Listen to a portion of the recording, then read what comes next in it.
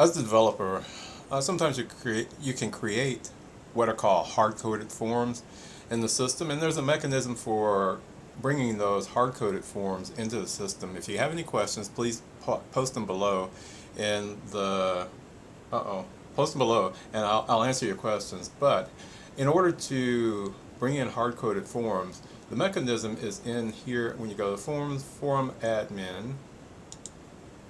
Once you get here, of course this is different than the layout-based forms, you will see stuff like this. Okay, any of the new unregistered forms are down here at the bottom. So when you first bring a form into the system, like I'm going to pick this one, yeah, this one right here. Okay, so in order to register a new form, okay, to be used, to be seen in the system, you're going to go down here to unregister, and then you're going to select the form and click register. Now granted, there's a whole bunch of other stuff that goes on behind here, but again, post some comments in the chat below and I will answer them. And we'll get into how to build a hard-coded form. Now, once you have enabled the form, then you should see it up here at the top under the registered forms. So you can see registered here at the top, and then here we have this form that we registered. Now once it's registered, you need to install the database. So I'm going to click here to install database. If all goes well, the screen should reload, and now when you scroll down to it, it should say database installed.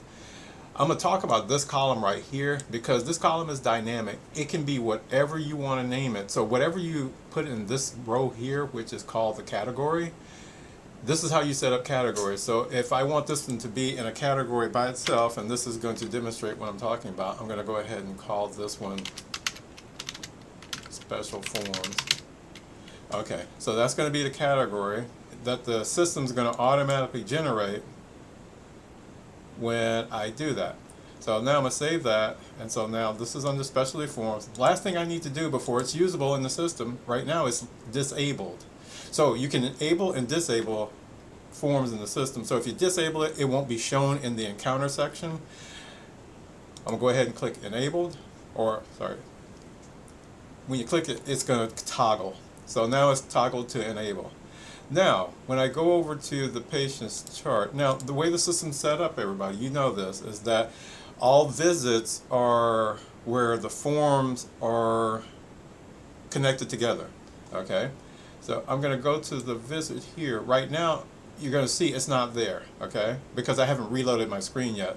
So I'm going to go ahead and reload this particular visit. I'm not going to do a new one. And now you see specialty forms. And look, here is now my form. And I can go ahead and open that form and use it. That's the ugly form. I did an updated version of this form. Hopefully it'll come out in the version with the next patch. Waiting on that one to get imported. But anyway, that's how you bring in hard-coded forms that are in the system. Now, we know that the hard-coded forms live in the forms directory.